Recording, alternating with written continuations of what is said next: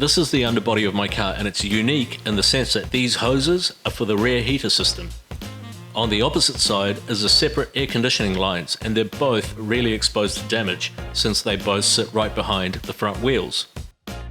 This is a four-wheel drive, and well, I intend to use it off-road, so some sort of protection was needed.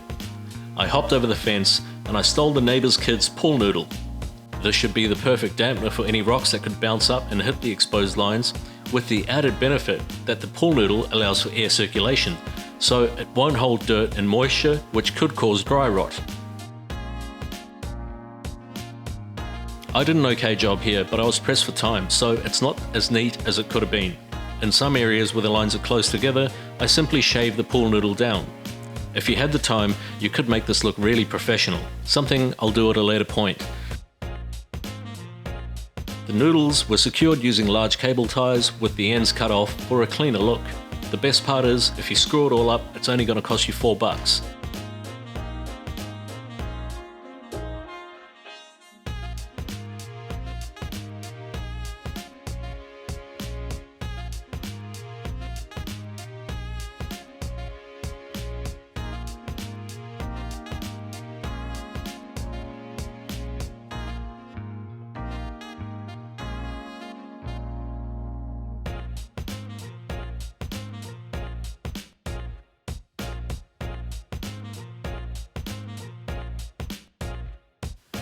As you can see, I went for the red noodle.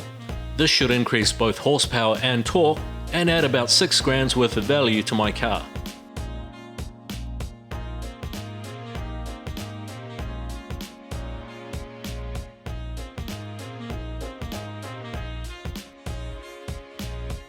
The finished result is something that looks relatively clean and is completely obscured unless you look underneath the car.